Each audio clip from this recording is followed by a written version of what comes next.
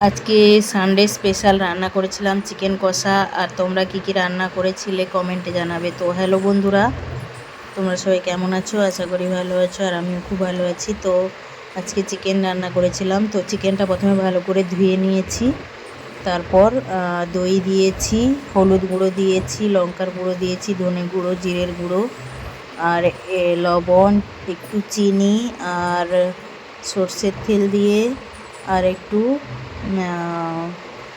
ভাজা মশলার গুঁড়ো, মানে চিকেন মশলা ঘরে বানিয়েছি তার গুঁড়ো, আর হচ্ছে গিয়ে তোমার পুদিনা পাতা, সব কিছু দিয়ে আমি ভালো করে ম্যারিনেট করে রেখে দিয়েছি।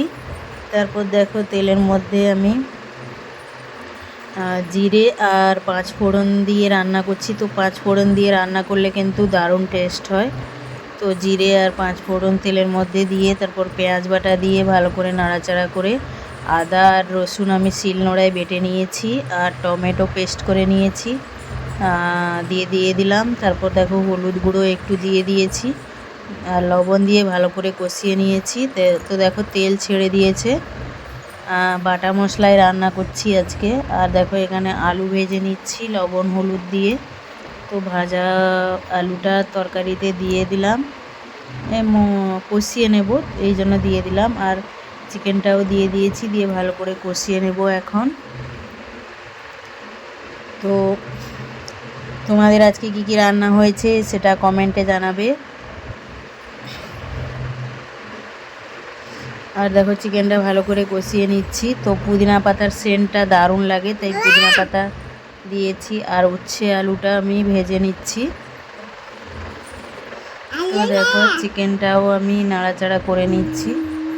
আর শিলনোড়ায় বেটে রান্না করতে কিন্তু দারুণ লাগে, টেস্টও ভালো হয় বেটে রান্না করলে। আর দেখো এখানে আমার তেলটা ছেড়ে এসছে, তো আরও একটু নাড়াচাড়া করে নেব।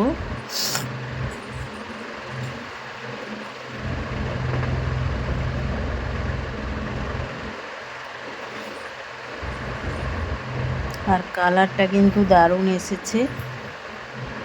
তো আমি যেহেতু জিরে ধনের গুঁড়ো আর সব কিছু মশলা যেহেতু দিয়েছি, তাই জন্য বেশি আর দেবো না কিছু মশলা।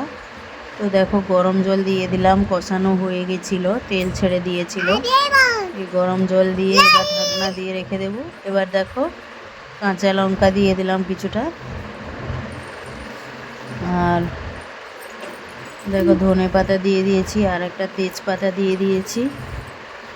তো আর যে আমি চিকেনের মশলা করে রেখেছি ওটা দিয়ে দিলাম। তো কেমন হলো কমেন্টে অবশ্যই জানাবে।